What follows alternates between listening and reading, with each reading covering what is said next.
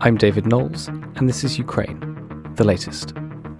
Today, we'll discuss the latest updates from the war, analyse Finland's announcement that it will apply to join NATO without delay, and we're joined by Colin Freeman, who's been reporting for the Telegraph from Kyiv. This hideous and barbaric venture of Vladimir Putin must end in failure. Nobody's going to break us. We're strong. We're Ukrainians. Every weekday afternoon, I sit down with leading journalists from the Telegraph's London newsroom and our teams reporting on the ground to bring you the latest news and analysis on the war in Ukraine. It's Thursday, the 12th of May, day 78. And today I'm joined by Nicholls, the Telegraph's Defence and Security Editor, Assistant Foreign Editor Katie O'Neill, and Colin Freeman in Kyiv. I started by asking Dom and Katie for the latest updates from the battlefront. Yeah, hi David, hi everybody. I'm on the road today, so apologies if there's any background noise. Firstly, the tactical update. So there's shelling's continued in the Donbass region. Russian shelling, around the Kyiv region. Russian shelling about 40 kilometres to the southeast of Kyiv is assessed as trying to draw that Ukrainian counterattack, the forces in the counterattack into the east and the north, south, away from that successful operation. There have been unconfirmed reports that some elements of that counterattack have reached the Russian border, though, as I say, these are unconfirmed. And as I say, the assessment is that shelling is trying to draw those forces further south. The Ukrainian General Staff say that the opposition there in the north, between the sort of northeast of Kyiv and the border, consists of three battalion tactical groups, but in a poor state of repair. However, they also assess that there are 19 Russian battalion tactical groups in the area of Belgorod, so over the border. Belgorod, 100 k's north of the border, but in that area, and they could reinforce if called upon. The latest UK Defence Intelligence report says that the Russian prioritisation of its operations in the Donbass has left those elements in the Kyiv region vulnerable. They've been subjected to heavy losses and have needed to withdraw in order to reorganise and replenish. It goes on, it says that Ukraine... the withdrawal is a tacit recognition of Russia's inability to capture key Ukrainian cities when they expected limited resistance from the population. That push that we've seen in the north, that counterattack, those small counterattacks that have knitted together into quite an effective operational push, has now had an effect and could interdict those, could get stuck into those Russian supply lines coming down from Belgorod. And I'll just take a pause there. Thanks, Dom. Katie O'Neill, do you have anything to add to that, or should we move on to Finland? Yeah, just in terms of what's going on today, we also continue to see the steelworks in Mariupol continued to be bombarded by shelling. If it feels like we've been talking about this for weeks, it's because we very much have. It felt like maybe last week that final line of defence and the Ukrainians holding out there was really on its last legs. But there continues to be a number of soldiers from the Azov regiment still bunkering down in the steelworks. The Russian tactic there is to sort of seal it off because they would have to navigate the very complex and intricate tunnelling system that's within that steelwork. So their tactic is to seal off the plant and try and starve out the soldiers that remain there. Today, Ukraine's Deputy Prime Minister called for a prisoner of war swap in exchange for the evacuation of the remaining forces that are in that plant.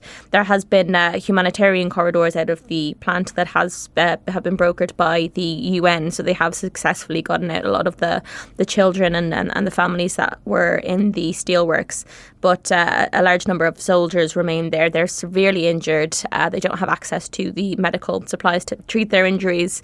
It's been suggested that Ukraine will trade some Russian prisoners of war in exchange for an agreement by the Russians that they would allow for those soldiers to have some safe passage out. Colin Freeman, who we're going to speak to later, wrote in the Telegraph today about how those how the Ukrainian soldiers feel from the Azov regiment feel very left behind by both Ukraine and the West. They've made the point, and probably rightly so, that they have depleted the Russian forces by holding out so long in Mariupol, and they're sort of been left behind, they claim, by the international community. It's obviously a controversial unit in that it sort of formed as a fringe operation in 2014 in response to the annexation of Crimea, and some of the links within that group are to the right of things. So sort of the suggestion goes that maybe the sympathy in the international community is less so because of that. Yesterday, some of the wives of the soldiers there met with the Pope and appealed with him to provide help from the Vatican, and also one of the soldiers there has asked for Elon Musk to provide assistance. Not clear what sort of assistance he would be able to provide, but increasingly growing desperate, the troops and the families that are left in that steelworks. Thanks, Katie. Well, let's come back to that with Colin. But first, before we do that, let's talk a bit about Finland. The President and Prime Minister have announced today that they intend to join NATO without delay. Katie and Dom, what's the news here? What does this mean? So this came out in a joint statement from the President and the Prime Minister a couple of hours ago. And just to praise it, they've said NATO membership would strengthen Finland's security and that Finland must apply for NATO membership without delay. This was met very swiftly by a response from NATO Secretary-General Jens Stoltenberg, who said Finland would be warmly welcomed into NATO and the process would be smooth and swift. Equally quickly, there was a response from Sweden's Foreign Minister Ann Linde, who said on Twitter, Finland is Sweden's closest security and defence partner, and we need to take Finland's assessment into account. So I think there's fairly clear signal there that Sweden are going to follow suit. The Kremlin have responded. So the Kremlin spokesman Dmitry Peskov said, and this is a quote, "The expansion of NATO and the approach of the alliance to our borders does not make the world and our continent more stable and secure." As we'd expect, I think, but the framing of that response in terms of this encroachment upon the borders, so expansion of NATO and the approach of the alliance to our borders, again, sort of just reinforcing this narrative that Russia are pushing about being surrounded by NATO, that NATO is this malevolent beast that tries to swallow up countries in order to encroach upon Russia. That continues. Peskov went on, he said that Russia's reaction will depend on the degree of advancement of the alliance's military infrastructure to Russia's borders. So perhaps giving a little bit of wiggle room there, saying all right, Russia would accept Finland becoming a member of NATO as long as there wasn't infrastructure placed. I mean, Finland's got plenty of infrastructure, military infrastructure of its own, so I don't think we need to worry too much about that. But that was probably just a response from Moscow trying to sound as if it's sort of allowing this thing to happen. Russia, the foreign ministry in Moscow put out a statement saying Russia will be forced to take retaliatory steps, both of a military, technical and other nature, in order to stop threats to its national security arising. So statements as we'd expect, a bit stronger there from the foreign ministry, saying it will be forced to take retaliatory steps. Let's see what these are, but nothing unexpected, I don't think, and I don't think there's any greater military threat to Finland or Sweden now, and if they choose to apply for membership. We saw yesterday from Prime Minister Boris Johnson, and we heard last week when I was with Ben Wallace, the Defence Secretary in Finland, that security guarantees would be extended to both countries between the time of applying for and being given membership or welcomed into the alliance. So statements as expected, possibly a little bit stronger than from the foreign ministry as opposed to the Kremlin spokesman Peskov, but nothing that was unexpected or that should scare the horses too much. Thanks, Dom. Katie, do you have anything to add to that?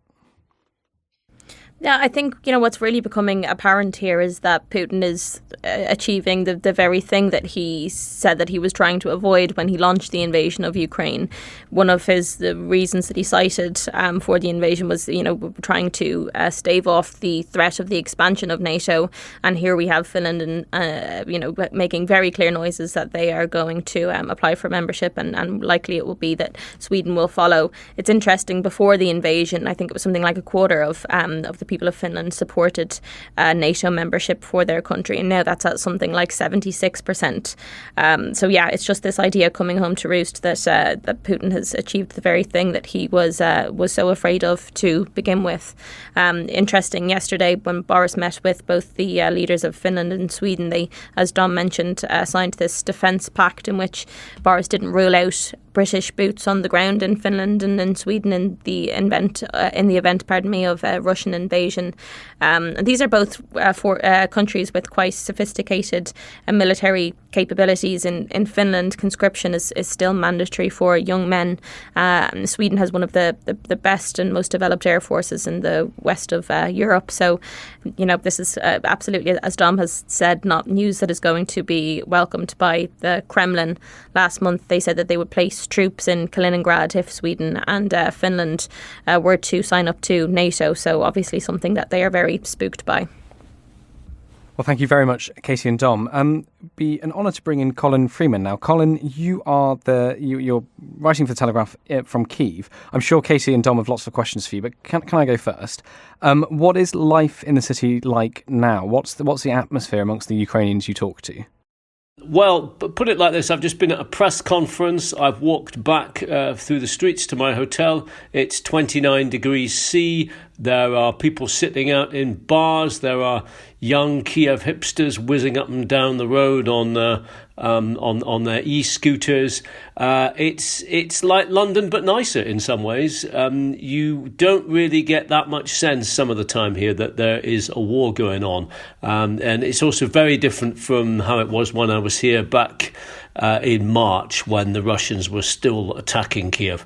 And you mentioned the war doesn't seem that present. I mean, what signs of it do you see around the city? Are you seeing soldiers? Are people obviously still talking about it? Are there still strikes in the distance? How does it feel to be there? Yes, you still see a lot of soldiers around, a lot of checkpoints. Not so many as there were before, and they're also much more relaxed, the checkpoints. In the old days when we were here at the beginning of March, it wasn't unusual to see soldiers with their guns drawn at checkpoints, actually pointing their guns at drivers if they thought they were perhaps suspicious in some way. Now the checkpoints are pretty relaxed, really. Those that are still there, a lot of them have been disbanded. Otherwise, there's still a curfew on, I think, from about 11 till 5 in the morning. But a lot of shops are now reopening, and in the evenings, for example, you can go around and you can sense that normal life is returning. There are people hanging around on the streets, and just generally the sounds and rhythms of a city enjoying a rather nice early May in some ways. What's the morale like of the Ukrainians you talk to? Do they think they're winning this war? How do they speak of it? I would say it's still pretty good, generally speaking. I have not yet come across someone who's kind of openly said to me, I'm fed up with this and we're all tired and we've had enough and the government's making a mess of it, or any of the usual kind of gripes that you might have expected after what you could call perhaps the honeymoon period of the first month or 6 weeks, when everybody was kind of pulling together and living off adrenaline. There doesn't really seem to have been much of a change from that. And of course, the way the war is going, the fact that it's going in Ukraine's favour most of the time, against all expectations, is clearly giving everybody a huge boost. Having said that, I mean, also you've got to bear in mind that people, when you're interviewing people as a foreign journalist, I think there is a bit of a sense among people that they will kind of project a certain optimistic image. But certainly I've not seen or read anywhere of anybody, those kind of news articles that you might expect to have started coming out about the weariness and the fatigue and the infighting setting in, either amongst people or in the government. One thing I will say though is we went to a village a few weeks ago when I first got here for my second stint in Ukraine, which had been under Russian occupation. And while I was speaking to an old lady there, there was a loud bang when the lid of her well, which she had propped open in her garden, suddenly blew shut in the wind, and it slammed down with a rather loud bang that made everybody jump a bit. And I noticed it 10 seconds later, she was actually sobbing. Almost uncontrollably, quietly, but almost uncontrollably. And she said, "I'm sorry, that just reminds me of the sound of war." You know, that thing of people experiencing loud bangs and it setting off unpleasant memories. I had always thought that was a bit of a cliche that you saw in movies or read in novels. It seems to be true. Let's zoom out a little bit from Kyiv then. You've been writing about the Azovstal steel plant, as Katie and Don mentioned earlier. Tell us a bit about the story you've written for today. What's in it? What's happening down there? Well, yes, the Azovstal fighters who are still there. This is the Azov Brigade. The Azov Regiment, they're called. They released some photographs yesterday showing some of their fighters injured. Several of them had undergone amputations of arms or legs. This, they said, was because the conditions in the plant are very unsanitary now, and they are running out of antiseptics and other medical equipment, dressings and so on to prevent infection spreading. And as a result of that, one of the things that happens is that if a wound gets infected, even a relatively minor wound, you often end up having no choice but to amputate.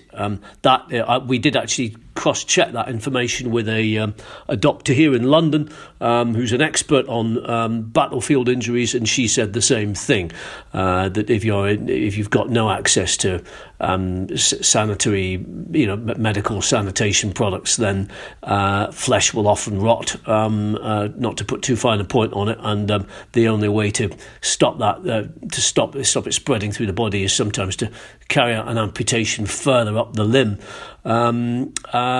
So that's what is going on with them.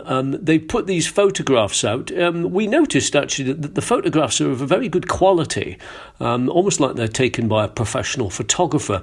And that speaks to something else that's quite unusual within the Azov brigade. They have this exceptionally slick media operation that they've been able to maintain despite being holed up and cornered by Russian forces in this steel plant. Over the weekend, just past, for example, they gave a 2-hour press conference online, which was simultaneously translated into English. It's a sort of thing that you can go along to watch the UN do something like that in Geneva, and they'll still make a mess of it. And this is all being done in a place that is completely under siege. As to how they're doing it, we understand that they have access to a Starlink satellite. That's one of these satellites that's been provided by the billionaire Elon Musk in the US to keep Ukraine connected to the world. And yes, so they certainly know what they're doing media-wise. The idea of putting these images out is really to show the extent of their suffering, and as we heard earlier in the podcast, really their hope is to persuade the international community that they, along with the civilians who've already been evacuated from Mariupol, they too deserve saving. And I spoke to one of the wives of one of the soldiers earlier this week who said, look, the civilians have been saved, that's fair enough, but my husband, he's been fighting to defend Mariupol from the Russians in this unjust invasion. He deserves saving too. Thanks, Colin. Katie or Dom, do you have any questions? If not, I can happily carry on. Yeah, I would be interested to ask Colin about Kyiv. There was a report yesterday that 2/3 of people that had left Kyiv have now returned. Is there any sense of where those people went to? Did they flee to different parts of Europe or to different parts of Ukraine? And how are they finding resuming their lives now? As I understand it, a large number of them went to Poland. Of course, we have some who've been in the UK, although I think most of them are still resident there. Others went to Western Ukraine.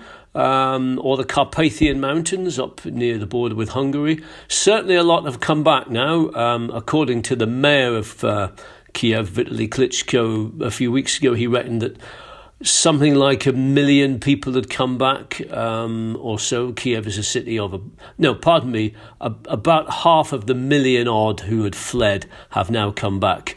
Kyiv is a city of about 3 million normally. As to where they are now, I don't know. I can tell you that certainly quite a lot of them are in the petrol queues.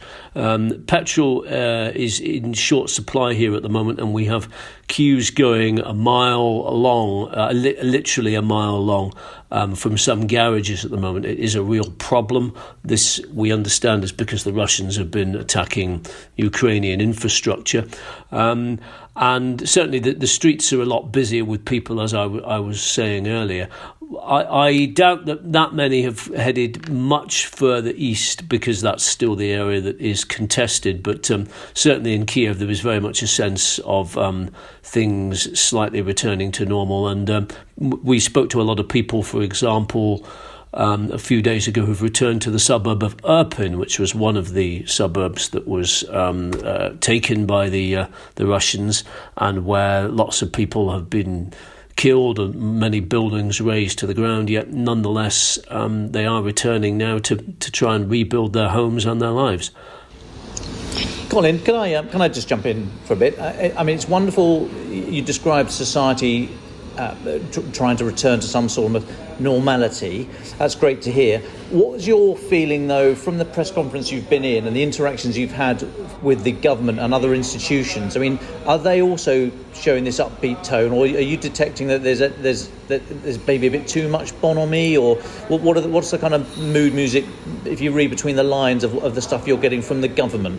I'll be absolutely honest, within the government itself, I don't really have any privileged access, and it's not the intricacies of Ukrainian opposition politics and what one political grouping is saying about the other is not something that I have had time really to take any detailed look at, not with half of the country at war and so on. So I'm really not sure.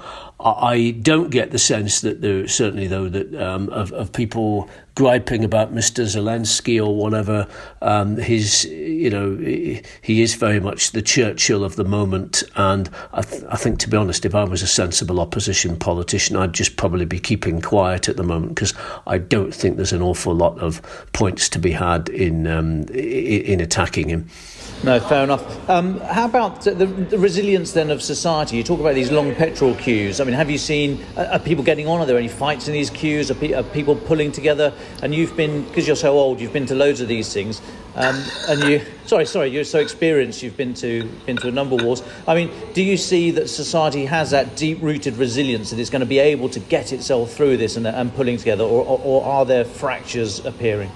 Read the petrol queues. That is the sort of place where you might expect to see tempers fraying and so on. I think there is a little bit of that, but not on any great scale. If you head further east to places towards the Donbass and so on, I'm told you do sometimes see fights and disputes at petrol queues, but that is perhaps understandable because it's people trying to get the hell out of a war zone.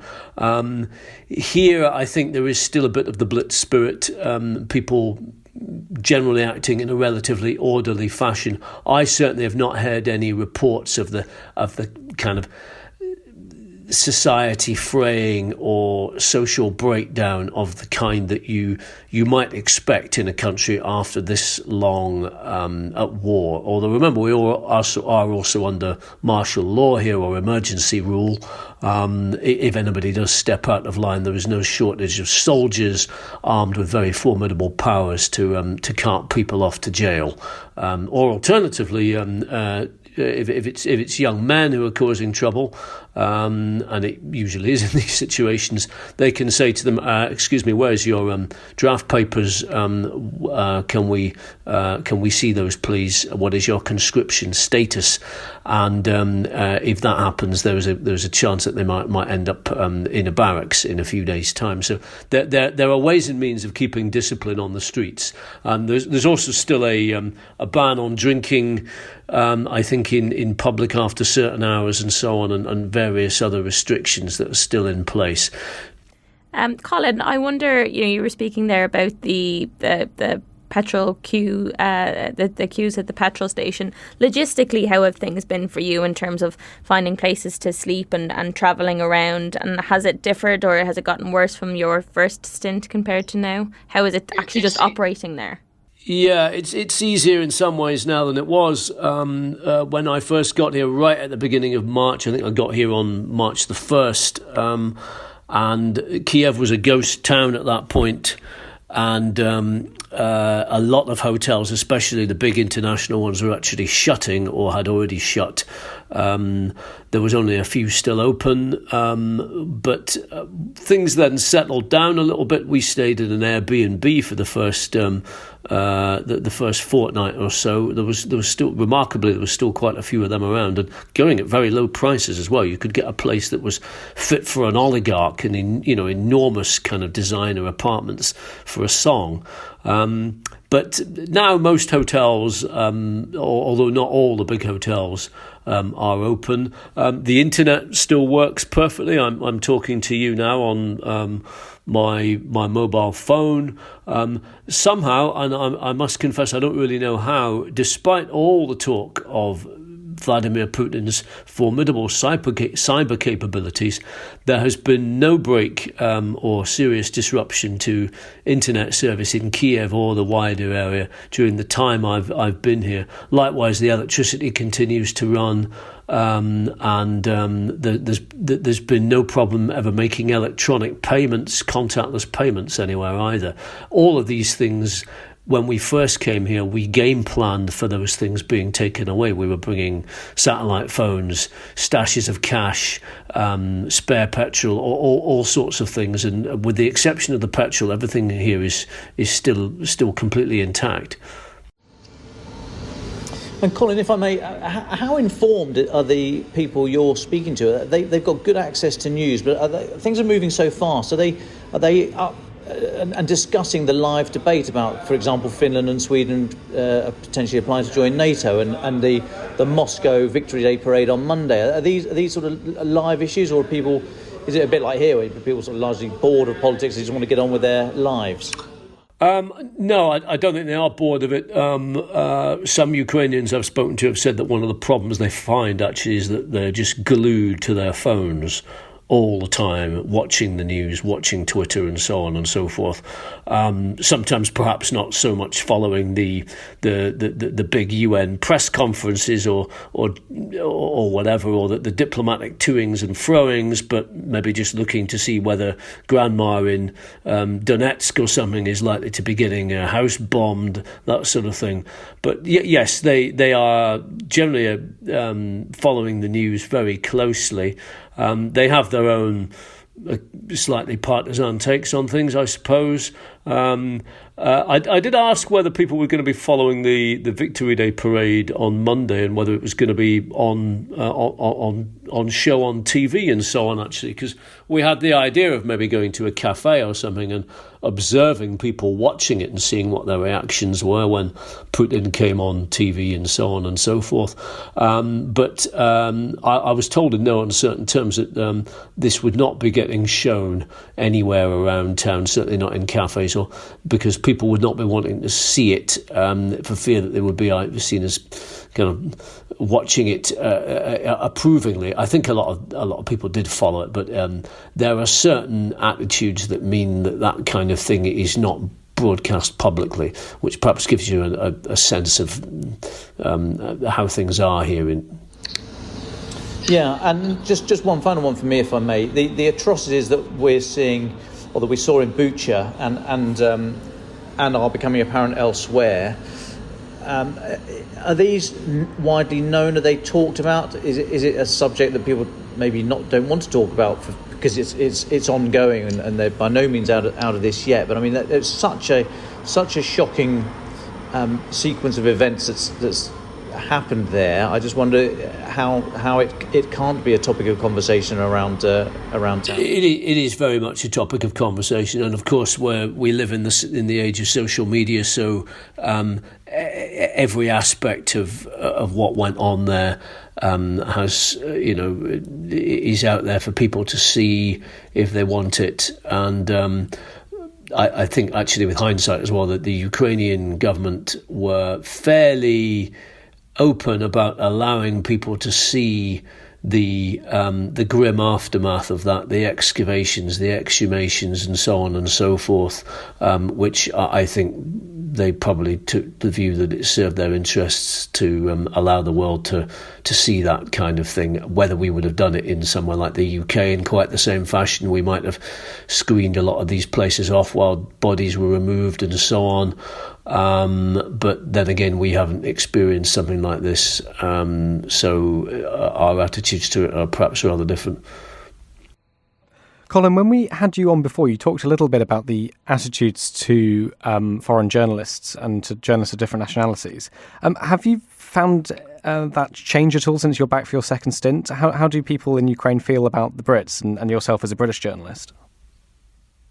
Still very polite. Brits especially get a warm reception because of Mr. Johnson and his the MLAWs, the anti-tank missiles that he's provided, and then there are. I think the only problem really here, the only occasions people get slightly impatient with foreign journalists is because there's so many here, especially in Kyiv. I don't know how many there are, but there's certainly in the low thousands, I would say. When I first got here, there were not that many, but there are a lot. And I think if anything, the main problem sometimes is that in hospitals and places like that, doctors and nurses have been so besieged with journalists, especially 6 weeks ago, a couple of months ago, that they were unable to do their jobs. It got to the point where the government actually began rationing the number of media visits to hospitals. You had to book a certain time, and then you would be given, maybe an hour or an hour and a half to tour around the wards, meet a few patients, and then that would be it, which really is fair enough, of course.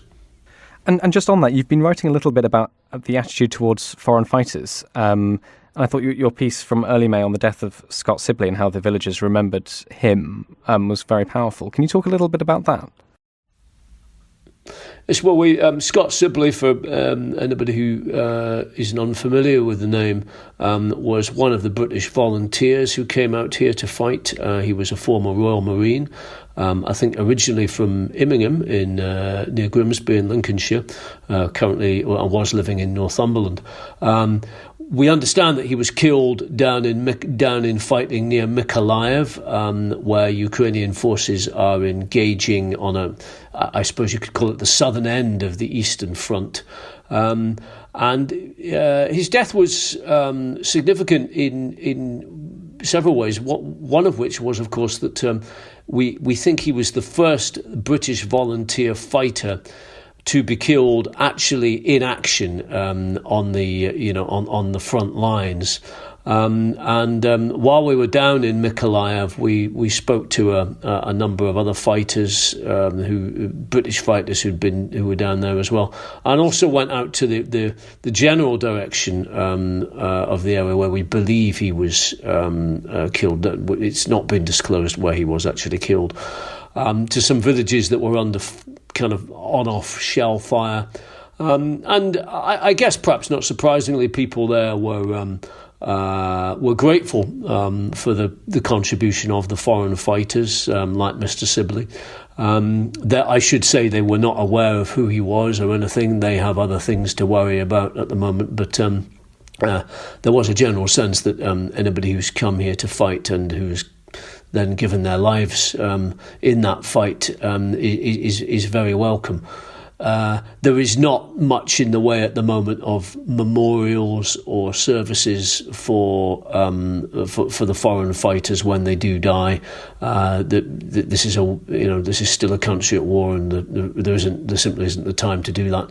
I dare say at some point in the future, some expression of gratitude, some more lasting memorial or something like that may be erected. And just on that, what's life like for the foreign fighters? I mean, there's all sorts of reasons why people might sign up to do this, but what's it like for them once they actually get to Ukraine?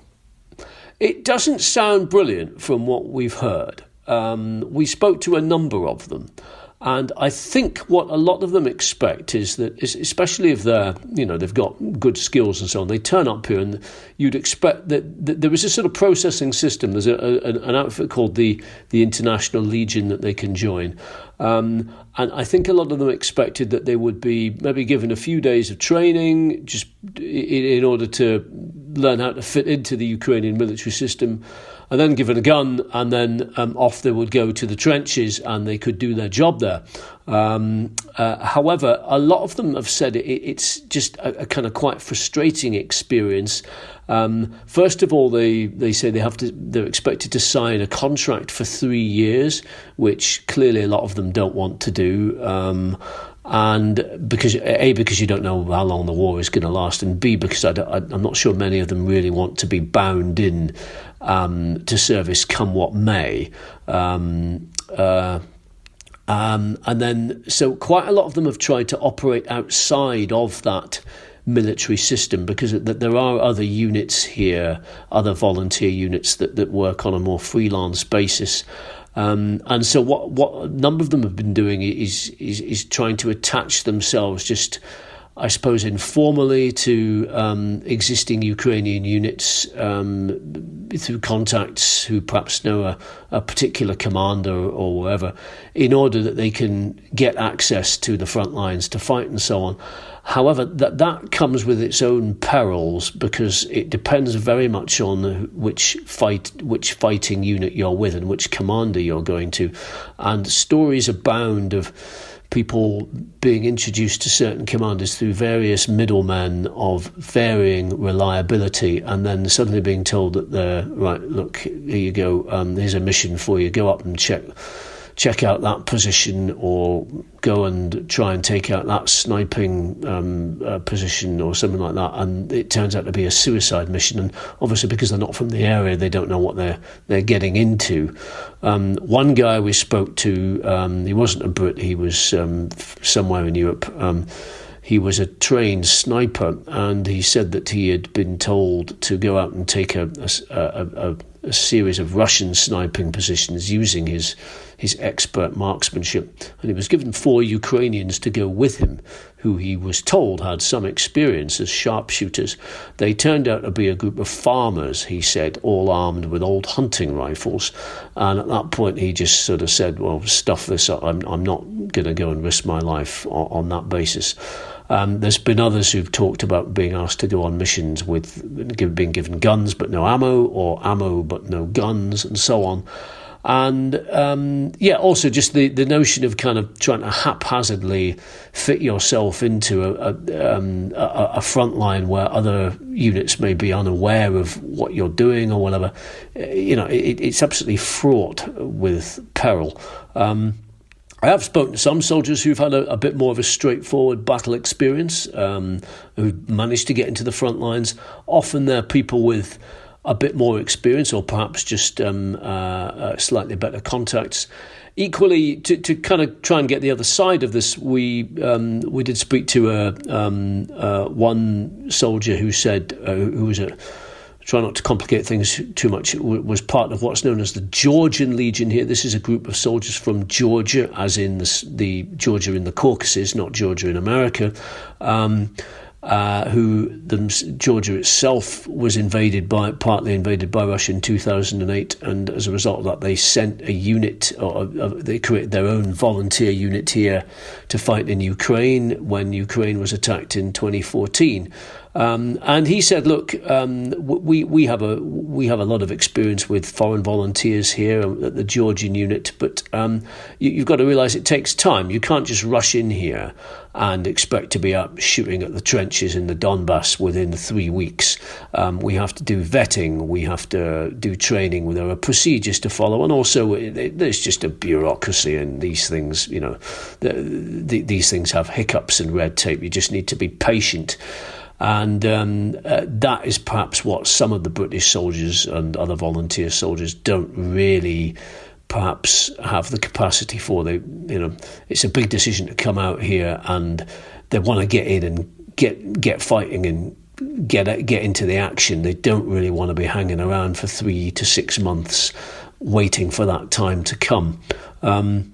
Another point that they made actually is that this is an artillery war, as in big heavy guns firing at each other from miles away.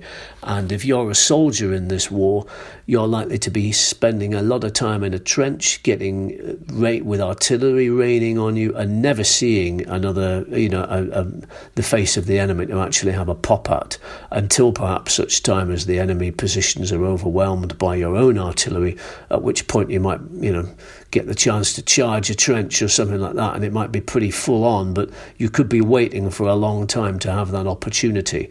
And I don't think that's necessarily what many of the volunteers quite appreciate when they come out here, that the actual chances of combat are, which are always limited in war anyway. It's only one in 10 soldiers maybe who get the chance to really stick it to the enemy. That the actual chances of combat here are probably pretty slim.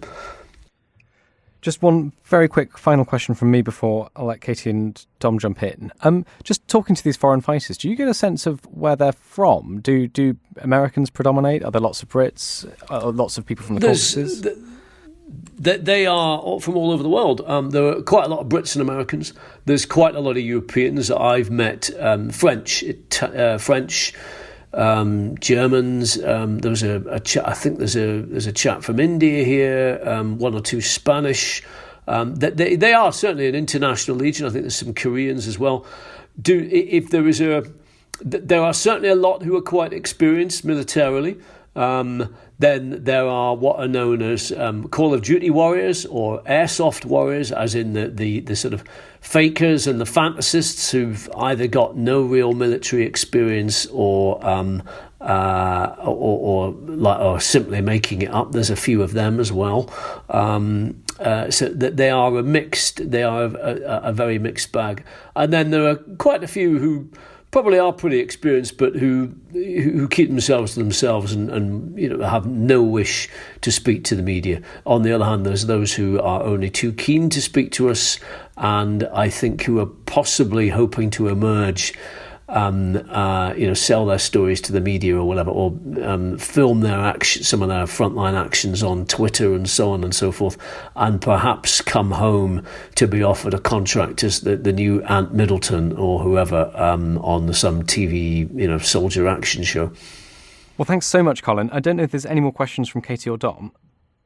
What's the language of the war? I mean, is English the common language that's used, or is it Ukrainian, or has it developed its own sort of patois? There's various terms that are used and understood, no matter what the nationality of the people. As I understand it, certainly for the training purposes, all the training is done in English. Yeah, that is the international language, unless you have a volunteer who speaks Russian or Ukrainian, which is pretty unlikely, I think.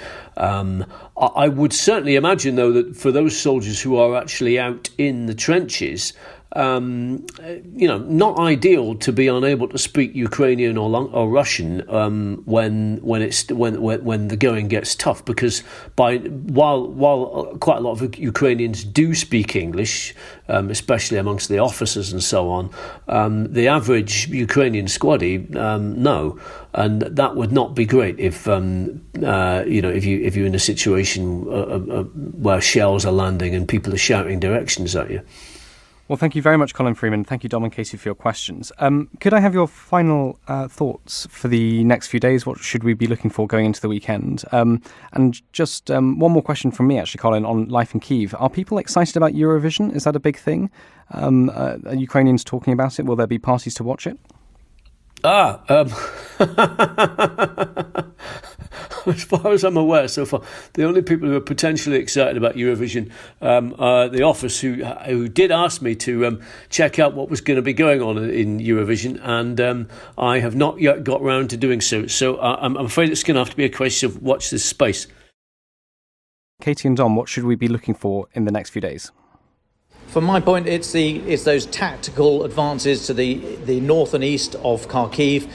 If Ukraine are able to continue to knit them together into broader operational effect and push Russia back to the border and really then start digging into those supply lines coming down from Belgorod, that will be very, very significant indeed. So keep an eye on the north and east of Kharkiv. And Katie O'Neill. As ever, we continue to see the last remaining holdout in the Azovstal steelworks. It doesn't seem likely that those troops can hold on for too much longer. So I imagine there will be some sort of conclusion in Mariupol in that plant in the coming days.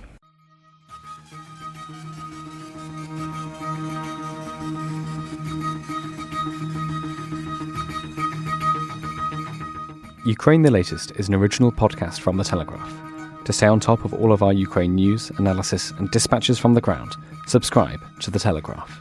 You can get your first 30 days completely free at telegraph.co.uk/audio. Or sign up to Dispatches, our Ukraine newsletter, which brings stories from our award-winning foreign correspondents straight to your inbox. Ukraine the Latest is produced by Louisa Wells and Giles Gear, and today on Twitter, Alice Hearing.